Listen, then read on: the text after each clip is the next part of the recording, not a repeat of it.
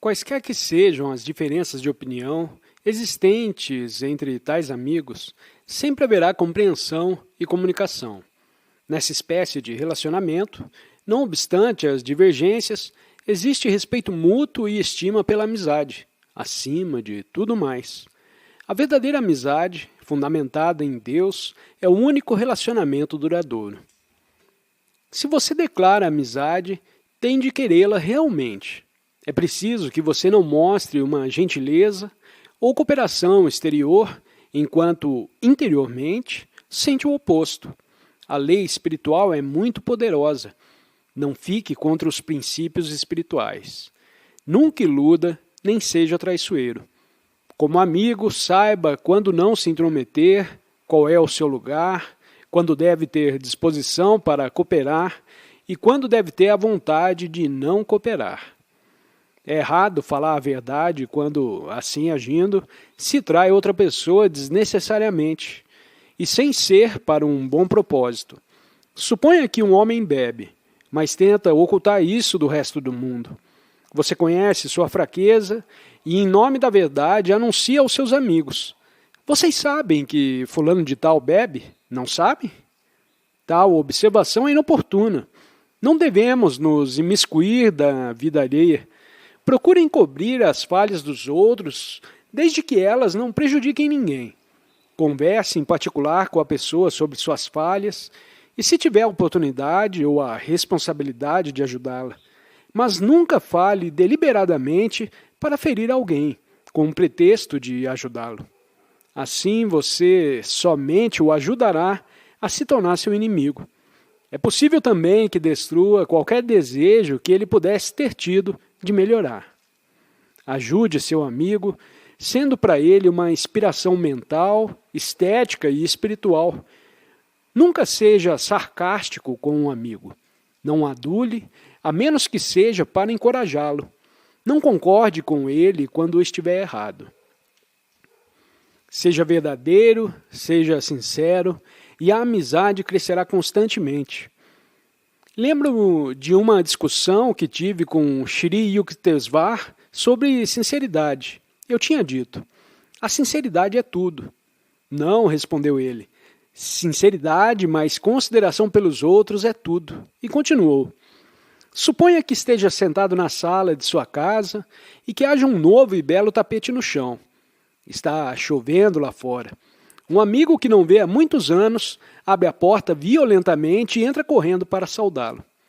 Está certo, disse eu, mas meu guru ainda não tinha completado seu raciocínio. Vocês estavam sinceramente felizes de se verem um ao outro, mas você não teria gostado mais se ele tivesse tido a consideração de tirar as botas enlameadas antes de entrar e estragar o tapete? Tive que concordar que ele estava certo. Não importa o quanto você pense bem de alguém ou quão próximo seja dessa pessoa. É importante adoçar esse relacionamento com boas maneiras e consideração. Então a amizade se torna verdadeiramente maravilhosa e duradoura. A familiaridade que conduz à falta de consideração é muito prejudicial à amizade. Assim como o orvalho ajuda a flor a crescer, da mesma forma a doçura exterior e interior nutre o desenvolvimento da amizade. A amizade é nobre, frutífera, sagrada. Quando almas distintas marcham em diferença. Harmônicas, todavia, assentindo e divergindo. Crescendo fulgurantes na diversidade. A amizade floresce planta celestial. Nutrida foste em solo de mensurável amor. Na busca do progresso da alma em companhia. Duas almas que uma a outra as veredas suavizam. Para ser um amigo verdadeiro e incondicional, seu amor tem de estar ancorado no amor de Deus. Sua vida com Deus é a inspiração por trás da verdadeira amizade divina a todos. Procure aperfeiçoar sua amizade com umas poucas almas, quando for capaz de lhes dar amizade verdadeiramente incondicional. Seu coração estará pronto para oferecer amizade perfeita a todos. E quando conseguir fazer isso, você se tornará divino. como Deus e as grandes almas que dão amizade a todos os seres, independentemente da personalidade deles. Amizade que se restringe a apenas uma ou duas almas, excluindo as outras, é como um rio que se perde nas areias. Jamais alcança o oceano. O rio da amizade divina se alarga enquanto flui, para adiante, poderoso e verdadeiro, até desaguar, afinal, na oceânica presença de Deus. Ao irradiar amor e boa vontade para os outros, abrirei o canal para que venha a mim o amor de Deus. O amor divino é o imã que atrai para mim todo o bem.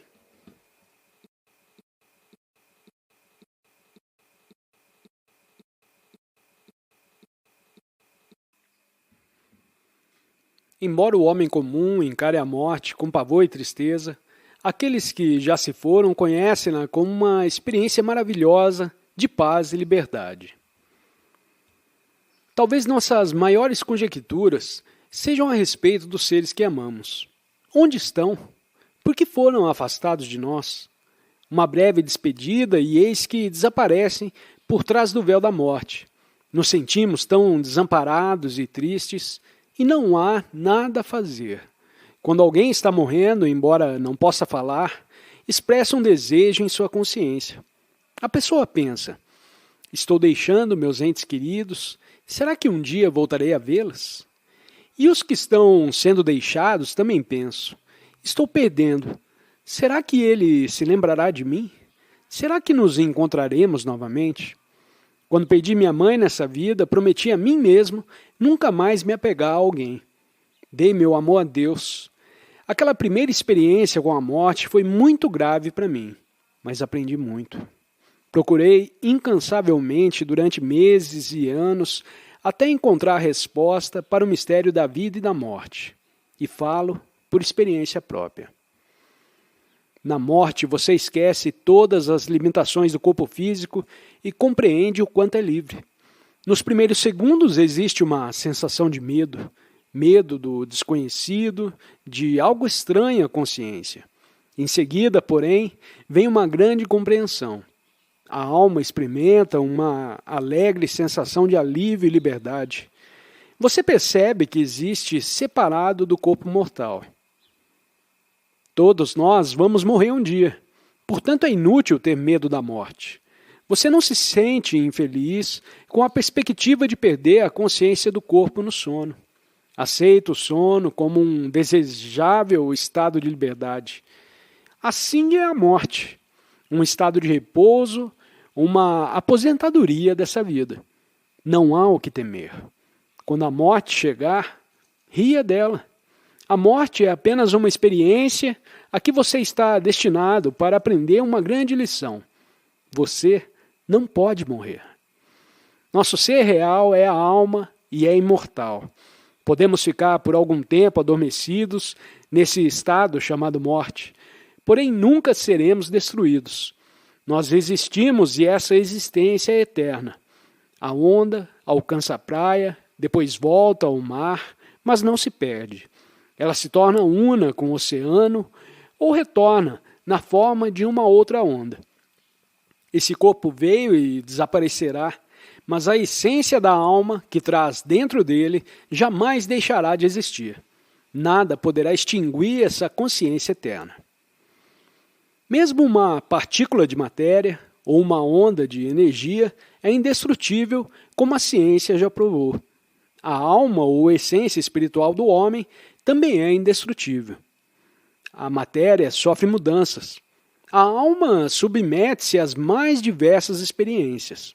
As mudanças radicais são chamadas de morte. Porém, a morte ou mudança de forma não altera nem destrói a essência espiritual. O corpo é apenas uma roupagem. Quantas vezes você trocou de roupa nessa vida? E nem por isso você diria que mudou. Analogamente, quando abandona essa roupa corporal por ocasião da morte, você mesmo não muda. É exatamente o mesmo. Uma alma imortal, um filho de Deus. A palavra morte é um termo equivocado, pois a morte não existe. Quando está cansado da vida, você simplesmente despe o sobretudo feito de carne e regressa ao mundo astral. O Bhagavad Gita fala de maneira bela e consoladora sobre a imortalidade da alma. O espírito não nasceu e jamais deixará de ser. Não houve um tempo em que ele não era. Fim e começo são apenas sonhos. Sem nascimento nem morte, imutável, para sempre o espírito perdura. A morte não o toca, a despeito de morta parecer sua casa. A morte não é o fim. É uma emancipação temporária concedida quando o karma, lei da justiça, determina que seu corpo e ambiente atuais já cumpriram seus propósitos. Ou então, quando você está excessivamente desgastado ou exausto pelo sofrimento, para continuar arcando com a carga da existência física. Para os sofredores, a morte é uma ressurreição das dolorosas torturas da carne num despertar de paz e tranquilidade. Para o idoso, é uma aposentadoria conquistada pelos anos de lutas ao longo da vida. Para todos, é um bem-vindo descanso.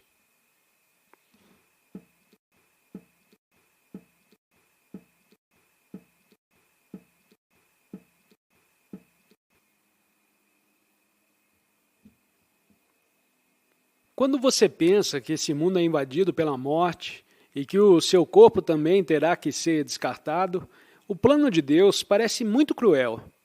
Você não consegue imaginar que ele seja misericordioso.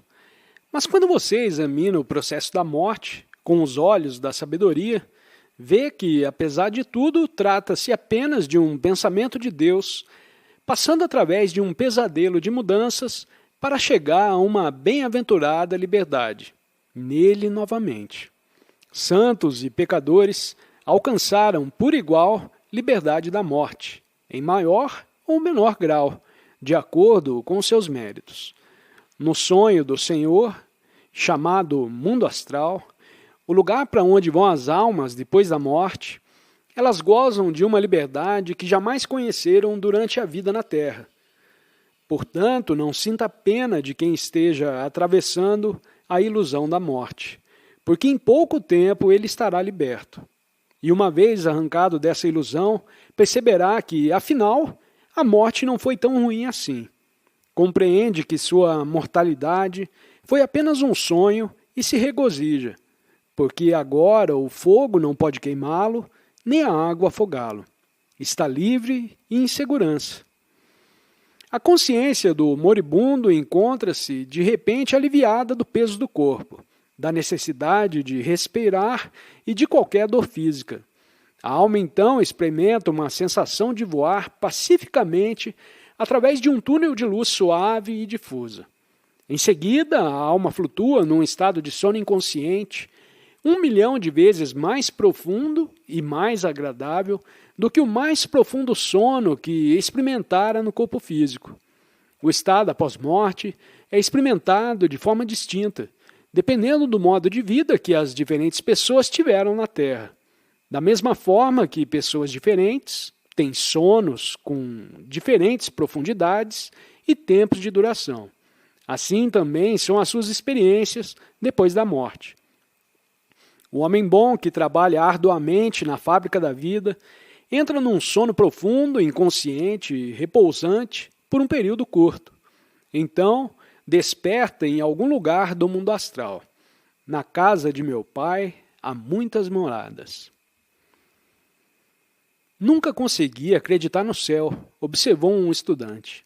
Existe mesmo tal lugar? Sim, respondeu Paramahansa Yogananda.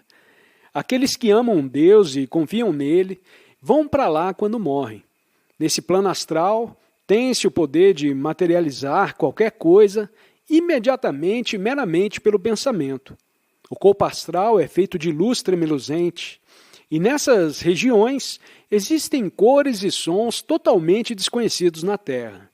É um mundo belo e aprazível.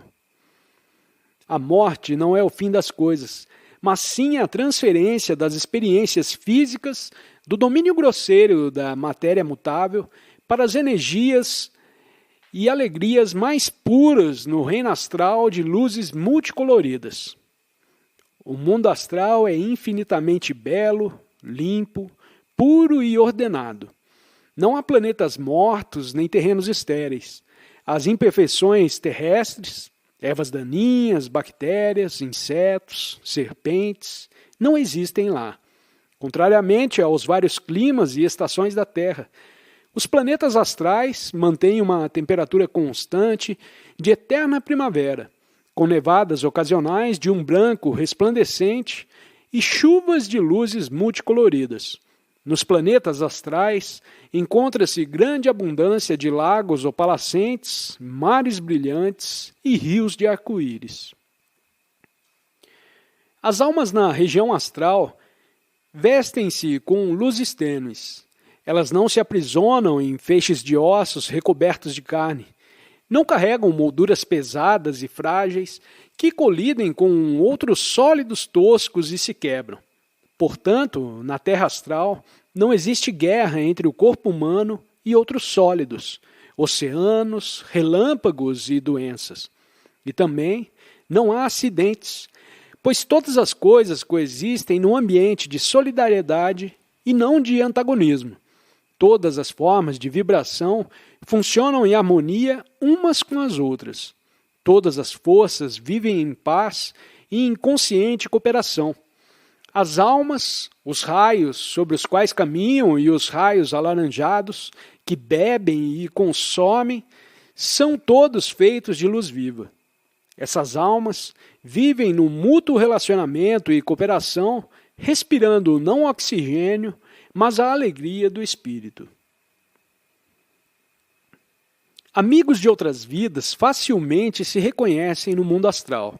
Regozijando-se na imortalidade da amizade, eles compreendem a indestrutibilidade do amor, tantas vezes posta em dúvida nos momentos das tristes e ilusórias separações da vida eterna. Por que choramos quando morrem nossos entes queridos? Por que nos entristecemos com a nossa própria perda?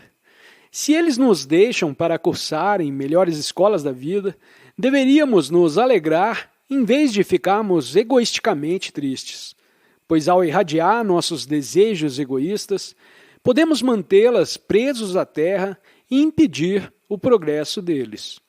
O Senhor é sempre novo e, por meio de sua varinha mágica infinita, a morte renovadora, Ele mantém cada objeto criado, cada ser vivo, sempre em manifestação, sempre remodelando num veículo mais apropriado para as suas inexauríveis formas de expressão. A morte chega ao homem trabalhador como uma promoção a um nível superior, e aos fracassados vem para lhes dar uma nova oportunidade num ambiente diferente.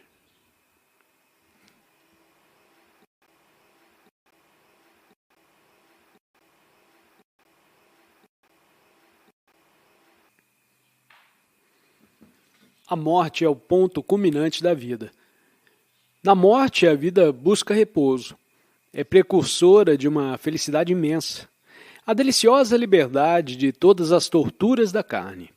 A morte elimina automaticamente todas as dores do corpo, assim como o sono elimina o cansaço e as dores de um corpo que trabalhou arduamente.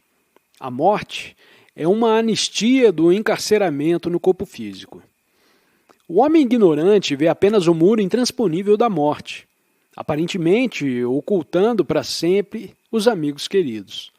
Mas o homem sem apego, o que ama os outros como expressões do Senhor, compreende que na morte os seres amados apenas regressaram para um hausto de alegria em Deus. Quão gloriosa é a vida depois da morte! Você já não tem mais que arrastar a sua velha bagagem de ossos com todos os seus problemas. Estará livre no céu astral, desembaraçado das limitações físicas. Certa vez escrevi a respeito da visão que tive de um jovem moribundo, visão por meio da qual Deus me mostrou a atitude correta perante a morte. O jovem estava deitado na cama e o médico lhe disse que só teria mais um dia de vida. E ele respondeu: um dia para alcançar meu amado, quando a morte abrirá os portões da imortalidade e eu ficarei livre das grades do sofrimento. Não chorem por mim, vocês que ficam nessas praias desoladas, ainda para se lamentar e deplorar. Eu é que tenho pena de vocês. Derramam lágrimas sombrias por mim, chorando a perda que represento para vocês. Mas por vocês eu choro lágrimas de alegria, por estar partindo antes, para o próprio bem de vocês, para acender velas de sabedoria o tempo todo, e esperarei para recebê-los onde eu estiver, com o meu e seu único amado. Ó, meus queridos, exultem com a minha alegria. Você não sabe o que se passará consigo nesse mundo. Tem que continuar a viver e a se preocupar. Aqueles que morrem sentem pena de nós e nos abençoam. Por que sofrer por eles? Contei a história do jovem moribundo para uma senhora que havia perdido o filho. Quando acabei de contar, ela enxugou as lágrimas imediatamente e disse: Nunca senti tanta paz. Estou contente em saber que meu filho está livre. Eu achava que algo horrível tinha lhe acontecido. Quando perder um ente querido, em vez de desesperar-se, compreenda que ele se foi para um plano mais elevado, segundo a vontade divina, e que Deus sabe o que é melhor para ele. Alegre-se por ele estar livre. Reze para que seu amor e boa vontade sejam mensageiras do estímulo que você lhe envia no caminho dele para diante. Essa atitude o ajuda muito mais. Naturalmente, não seríamos humanos se não sentíssemos falta de nossos entes queridos. Mas ao sentirmos a solidão provocada pela ausência deles, não queiramos que apegos egoístas acabem nos prendendo à terra. Uma tristeza excessiva impede que a alma que partiu continue progredindo em direção a uma paz e uma liberdade maiores. Há uma forma aceitável de pesar diante da morte, como a expressa por Paramahansa Yogananda durante o serviço fúnebre que celebrou em memória de Shri Janamata, uma de suas primeiras e mais adiantadas discípulas, a quem carinhosa e respeitosamente chamava de irmã. Ontem à noite alguém me disse, ao ver lágrimas em meus olhos, que eu deveria me alegrar porque a irmã estava livre na alegria do espírito.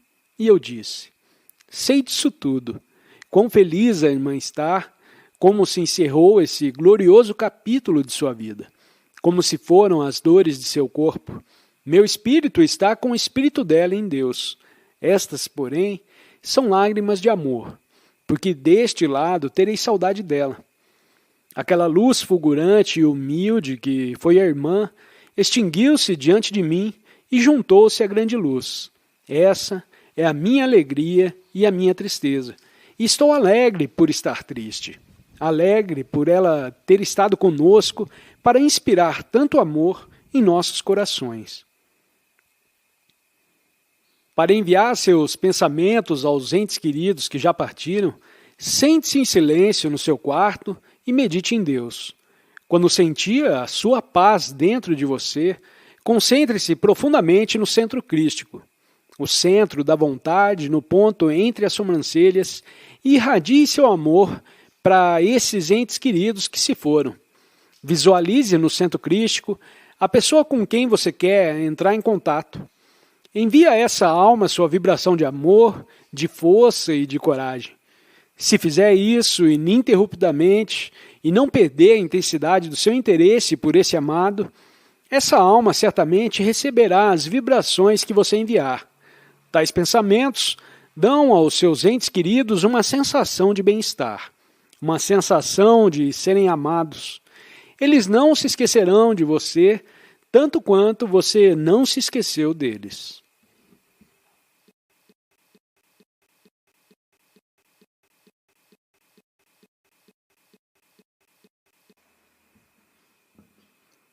Envie seus pensamentos de amor e boa vontade aos seus entes queridos sempre que se sinta inclinado a isso. mas faça-o pelo menos uma vez por ano. Talvez em algum aniversário especial. Lhes diga mentalmente: nós nos encontraremos de novo no futuro e continuaremos a desenvolver nosso amor divino e amizade mútua. Se você lhes enviar agora, o tempo todo, seus pensamentos amorosos, algum dia vocês certamente se encontrarão de novo. Você saberá que esta vida não é o fim, mas apenas um elo na eterna corrente de seu relacionamento com os entes queridos. O oceano do espírito se tornou a pequena borbulha de minha alma, seja flutuando no nascimento ou desaparecendo na morte, no oceano da percepção cósmica. A pequena borbulha de minha vida não pode morrer. Eu sou consciência indestrutível, protegida no seio da imortalidade do espírito. A humanidade está empenhada numa eterna busca daquele algo mais, que ela espera que lhe traga a felicidade completa e sem fim. Para as almas individuais que procuraram e encontraram Deus, a busca terminou. Ele é esse algo mais. Muitas pessoas talvez duvidem de que encontrar Deus seja a finalidade da vida. Mas todos podem aceitar a ideia de que o propósito da vida seja encontrar a felicidade. Eu afirmo que Deus é a felicidade. Ele é bem-aventurança. Ele é o amor. É a alegria que nunca deixará sua alma. Então, por que você não tenta alcançar essa felicidade? Ninguém mais pode dá-la a você. Você mesmo tem de cultivá-la o tempo todo. Mesmo que a vida lhe tenha dado, em certo momento, tudo o que você queira, riqueza, poder, amigos, passado algum tempo, você se torna de novo insatisfeito e necessita de algo mais. Uma coisa, porém, jamais se tornaria monótona para você: a própria alegria. A experiência interior que todos estão buscando é a felicidade que é deliciosamente variada, embora sua essência seja imutável. A alegria perene, sempre renovada, é Deus. Encontrando essa alegria dentro de si, você encontrará em tudo no mundo exterior. Em Deus, você terá acesso à fonte da perene, infindável bem-aventurança.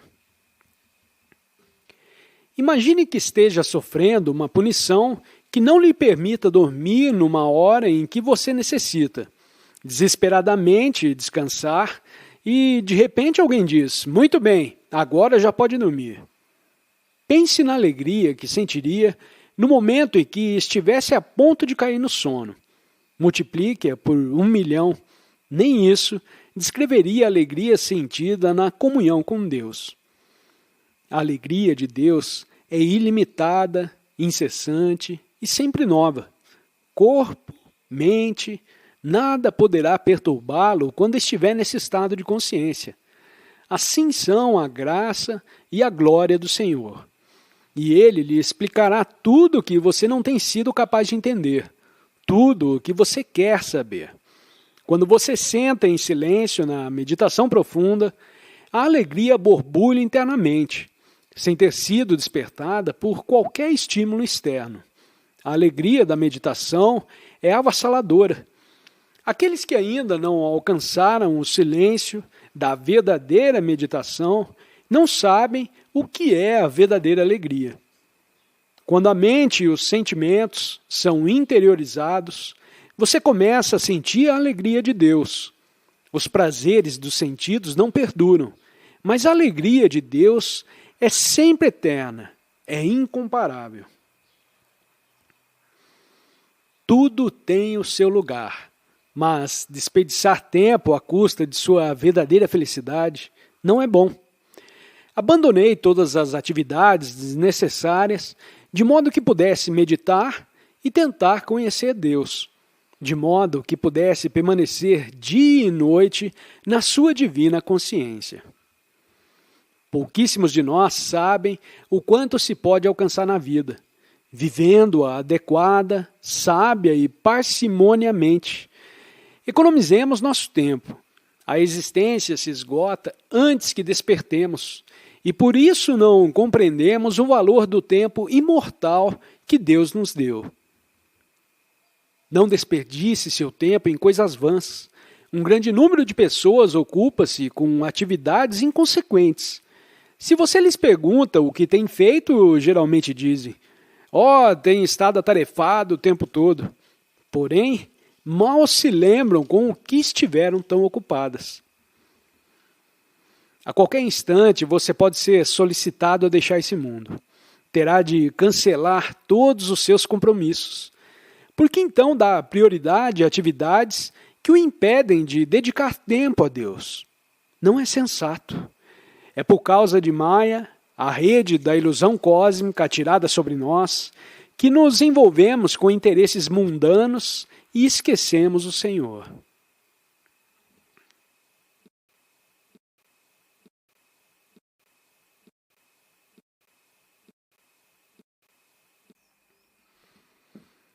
A crença na necessidade de realizar prioritariamente desejos e deveres menores é a maior ilusão do homem.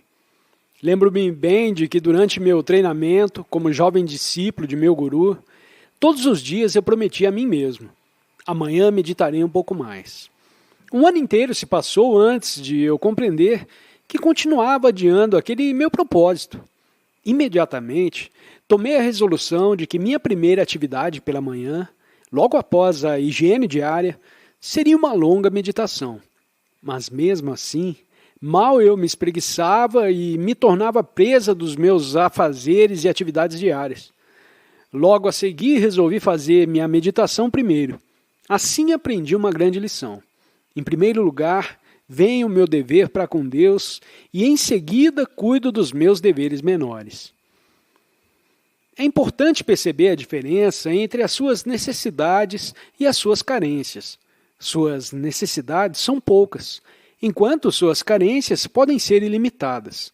A fim de encontrar a liberdade e a bem-aventurança, ocupe-se apenas de suas necessidades.